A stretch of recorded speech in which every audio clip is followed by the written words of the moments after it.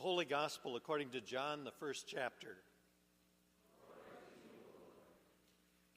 In the beginning was the Word, and the Word was with God, and the Word was God. He was in the beginning with God. All things came into being through him, and without him not one thing came into being. What has come into being in him was life, and the life was the light of all people. The light shines in the darkness, and the darkness did not overcome it. There was a man sent from God whose name was John. He came as a witness to testify to the light so that all might believe through him. He himself was not the light, but he came to testify to the light. The true light, which enlightens everyone, was coming into the world. He was in the world, and the world came into being through him, yet the world did not know him.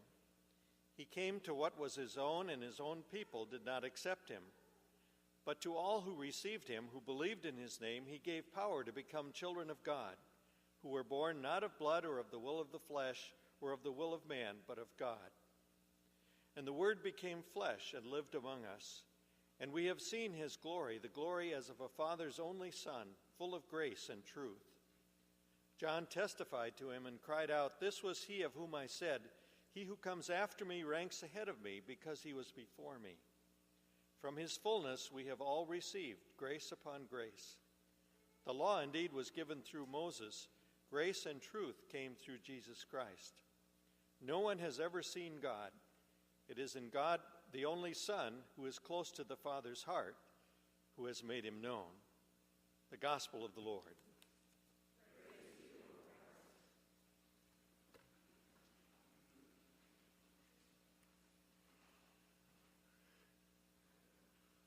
Last spring, we bought a camping trailer. It was Nova's idea to use with the grandkids, she said. Now, we already owned a tent, and it was a big enough tent for both of us as well as for our 3 grandkids.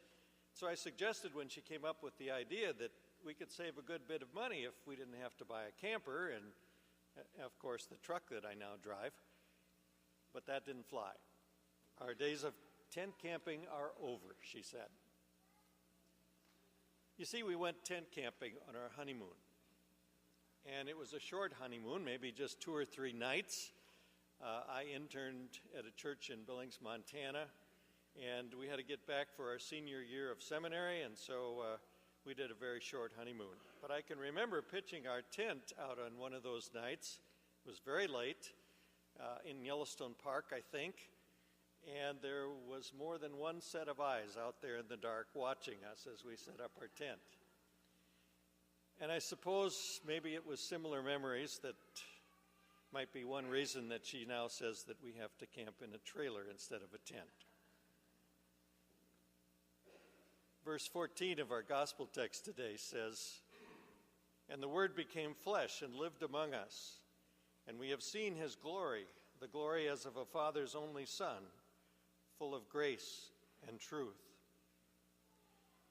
Now, the word that John uses that's translated "lived among us" is a Greek word that literally should be translated, I'm told, "pitched his tent among us." The sense of the word is not just that the Word, and that's what John calls Jesus in this text, not just that the Word came down to earth, but that the Word pitches his tent with us.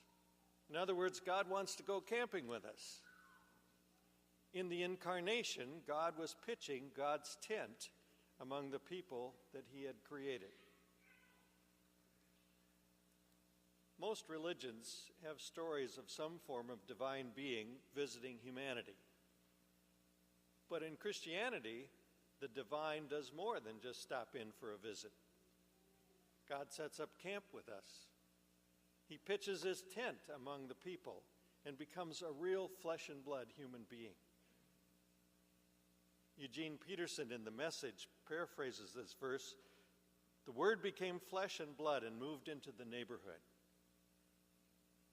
This was not just an appearance, but an actual incarnation of God in human form.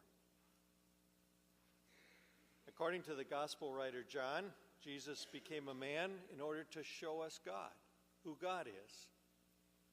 When Jesus became a human being, he showed that God was not merely a principle, but a person. Jesus was not an idea of God, and not a picture of God, but rather God in human form. And for me, that's actually very important, extremely important. In fact, it takes precedence over almost anything I read in the Old Testament. You see, there are things in the Old Testament that bother me a great deal. For instance, in the book of Joshua, it says that God tells Joshua and the Israelites to kill every man, woman, and child when they cross the Jordan River and conquer some of the cities that would later be called the Holy Land. The God who I know and love in Jesus wouldn't do that. I prefer to say that if Jesus is the incarnation of God, then it's more important for me to look at Jesus if I want to see what God is like. And Jesus is love incarnate. Jesus even told us to love our enemies. So when I read passages like that in the Old Testament, I'm convinced that God didn't really tell the Israelites to kill everyone. It was simply their justification for doing what they felt they had to do in order to conquer the land. It was sort of ethnic cleansing, and that still goes on today. People today do the same thing. We hear in the news about ISIS doing exactly that. A few years ago in this country, an abortion doctor in Kansas City was killed by a man who said that God told him to do it. A Topeka, Kansas, so-called Christian pastor and members of his congregation have protested military funerals here in Iowa because the pastor says that God commanded him to do that to show that God is punishing America for its tolerance of the gay and lesbian lifestyle. What I'm trying to say, I guess, is that the God I know and love in Jesus Christ does not desire that even a little harm should come to any of his children. God is love. Love in every aspect of his being. And Jesus came to earth to make that fact clear to us. Two young men on a battlefield in World War II made it safely to a foxhole in the midst of enemy fire. And as they looked out across the battlefield, they perceived the horror of dead and dying men everywhere. Twisted barbed wire, the earth scarred with deep holes by cannon fire. Men lifeless, others crying out for help.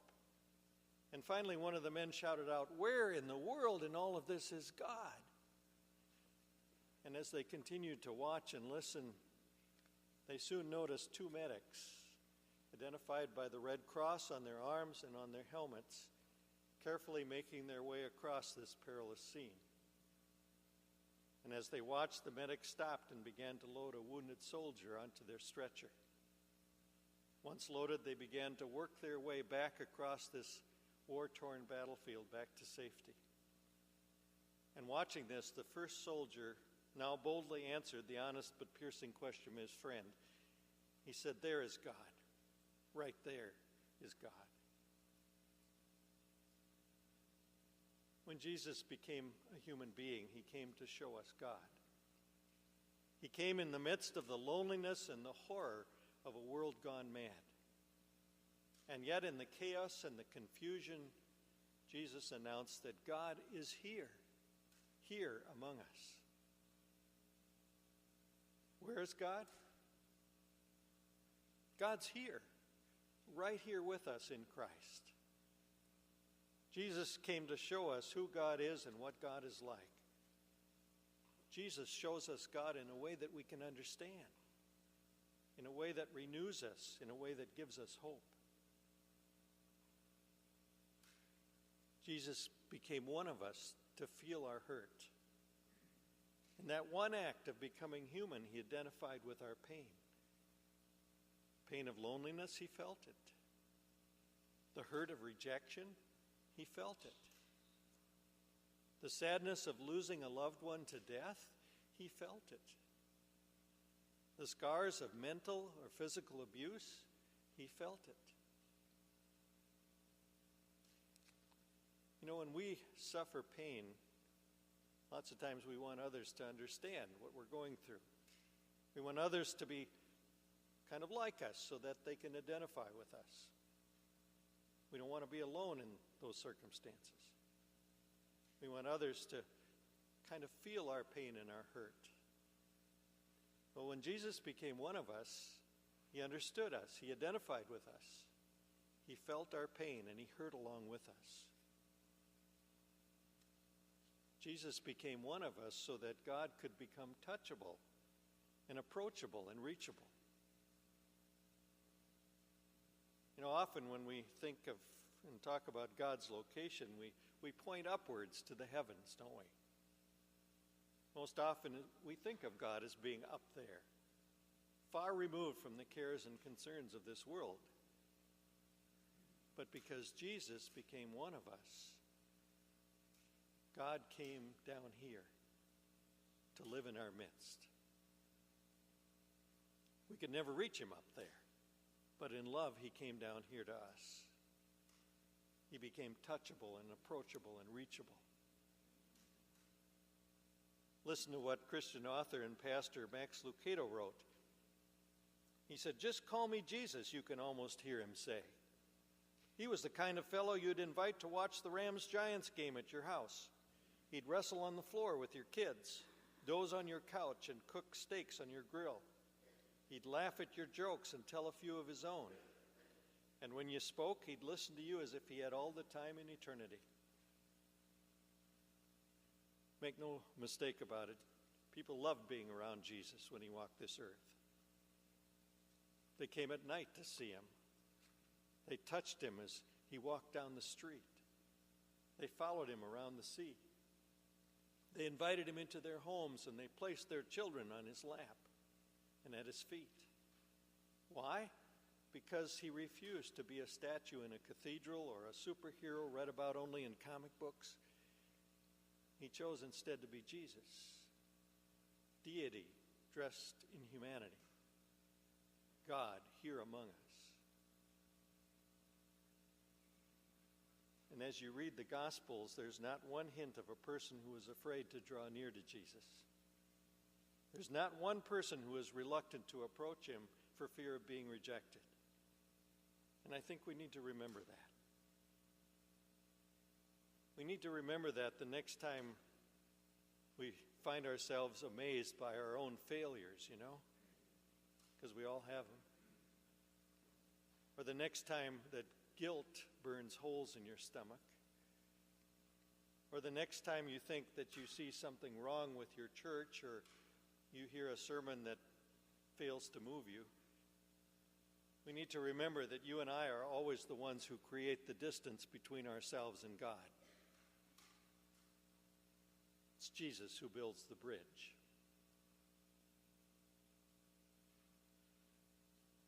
I suspect that this Christmas you received many gifts. Some that you probably didn't need, most that you could live without. But there's one gift that you can't live without. The one present you need is the presence of Jesus Christ, the one who shows us God, the one who feels our hurt, the one who's touchable and approachable and reachable, the God who pitched his tent with us, the God who moved into our neighborhood, the God who is right here among us, with you and me, every moment of every day.